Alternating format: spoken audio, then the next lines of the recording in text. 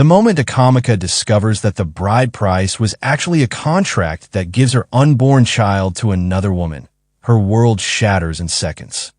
Trapped in a powerful man's mansion and watched by the very woman who plans to take her baby, she realizes she was never a wife. She was a vessel. As her belly grows, so does her fear, until the night she goes into labor, knowing the child she's fighting to love may never be hers. Every door around her locks tighter. Every smile becomes a threat. An escape feels impossible. She makes a move that changes everything. Now the story in full. Ukamaka grew up in a one-room apartment in Onitsha, her mother selling roasted corn by the roadside, her father gone before she turned 10. Every night, she dreamed of escaping poverty. And when Chief Johnson, a wealthy politician almost twice her age, asked for her hand, she saw a lifeline. He promised security, a mansion in Auka, and money that her family had never seen. The day he paid her bride price, drums echoed, and the whole village envied her. But behind Ukamaka's smile was a trembling heart. She didn't love him. She only wanted freedom from hunger. That was the deal she made with herself, until she discovered the price was far heavier than she imagined. Life in the chief's mansion felt like a dream at first.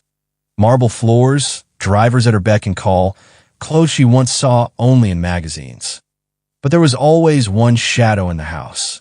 Madame Juliana, the chief's first wife. Juliana was older, elegant, but cold. She had never given Chief a child, and though she treated Ukamaka politely in public, her eyes always burned with something unspoken. "You are here to do what I could not," she once whispered in a voice laced with bitterness. Ukamaka tried to ignore it, telling herself she could handle whatever came. But one night, she overheard a conversation that shattered her illusions. Juliana's voice, sharp and clear, saying, "When she delivers, the child is mine." That was the agreement. Chief's reply was silence. Ukamaka froze. Agreement? Child? She lay awake all night, replaying the words. Could it be true that the baby she carried would never be hers? The next morning, she confronted Chief, her voice shaking. "Tell me it's a lie. Tell me my child is mine." Chief stared at her for a long moment, then sighed deeply. "Ukamaka, you knew marriage had terms. Your bride price. It was not just money. It was a contract. The first child belongs to Juliana. She is barren, and she must have an heir." His calmness felt like a slap.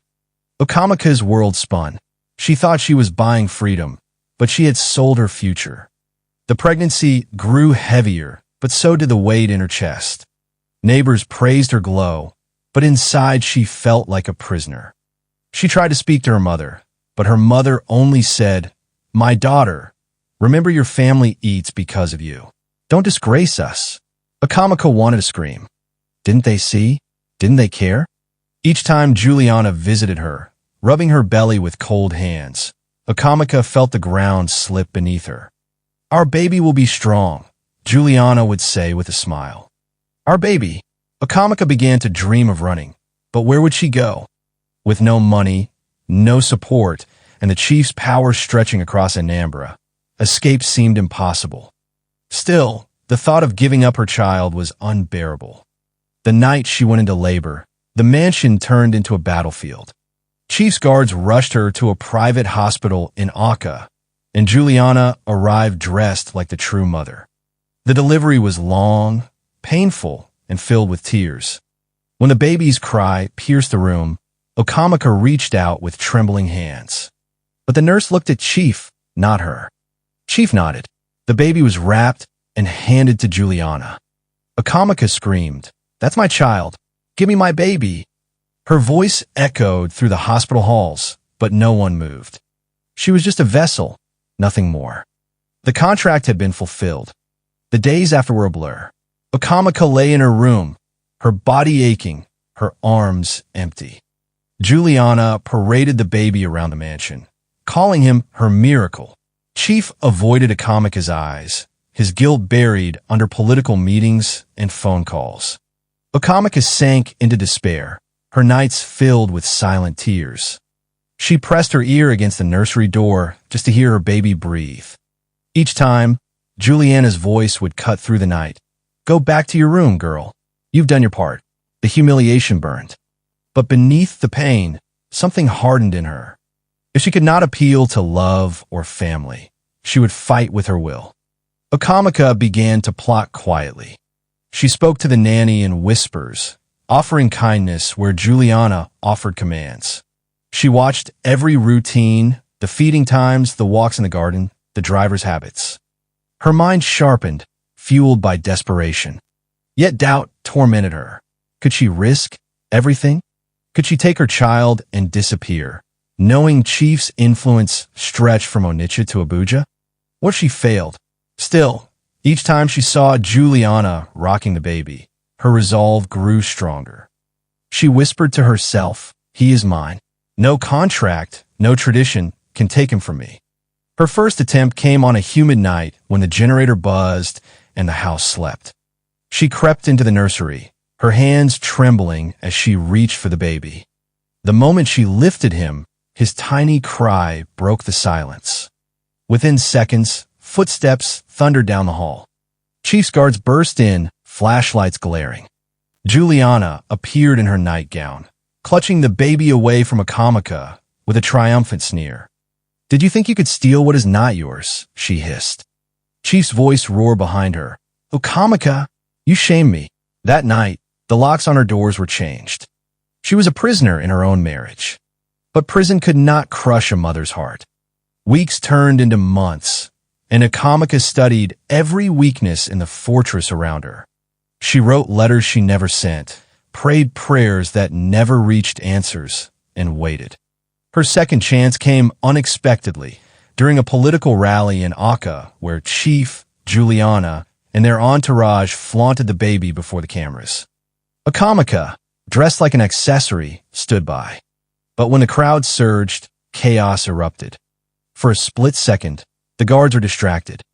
Ukamaka acted on instinct, snatching her baby from Juliana's arms and disappearing into the sea of people. Screams filled the air. Juliana's shrill voice cut through the chants. Stop her! That woman is kidnapping my child. Ukamaka ran like her life depended on it, because it did.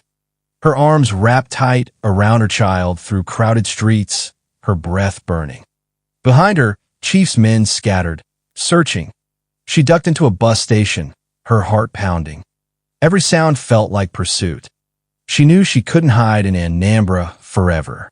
Chief's shadow was everywhere, but as she boarded a night bus to Lagos, rocking her baby close, she whispered, no matter where we go, you are mine. Her tears fell onto the baby's cheeks, mixing with his warmth. The road ahead was uncertain, dangerous, but for the first time, it was hers. Chief's power didn't fade easily. Within days, newspapers carried stories.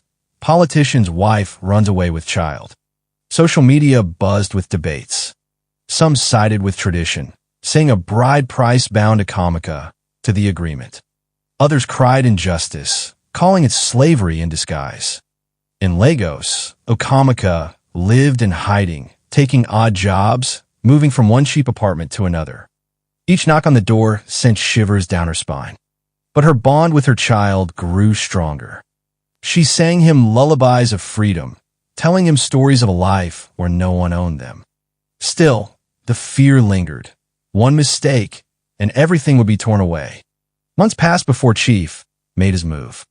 He filed a court case, demanding custody, claiming Ukamaka was unstable and unfit. The case drew national attention. For the first time, Ukamaka's voice was heard in a courtroom packed with reporters. She stood trembling, her words cutting through centuries of silence. I am not property. My child is not property. Bride price is not a contract to sell my blood. The courtroom gasped. Juliana's face twisted in fury. Chief stared, unflinching, but his empire cracked under the weight of Ukamaka's defiance. The judge's verdict would decide not just her fate, but set a precedent for countless women bound by the same chains. When the judgment came, the courtroom held its breath. The judge's words were deliberate, echoing like thunder. Tradition cannot erase motherhood. This child belongs to his mother. The room erupted. Juliana collapsed in disbelief. Chief's face turned stone. Ukamaka clutched her son, tears streaming, her body shaking with relief. But victory came at a cost. Chief's wealth and power were stripped slowly in scandals that followed, his enemies using the case to destroy his career. Ukamaka, once a girl desperate to escape poverty, became a symbol of resilience. Her story spread across Nigeria, of a woman who fought tradition, power, and fear, and refused to be silent. Still, late at night, in the quiet of her small Lagos apartment, Ukamaka often stared at her sleeping son and whispered, "What kind of world will you grow up in?"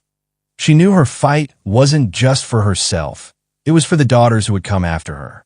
The bride price had tried to chain her, but she had broken it with fire. And those scars remained. Her heart beat with a new rhythm. Freedom, fragile but real. She thought she was marrying into wealth, but she almost lost the one thing money can't replace, her own child. In a world where tradition, power, and contracts can decide the fate of a mother's love, what would you do if your child was taken from you in the name of culture? Should love be stronger than tradition, or should tradition always win? If this story touched your heart, don't forget to like, subscribe, and share so more people can hear stories that matter.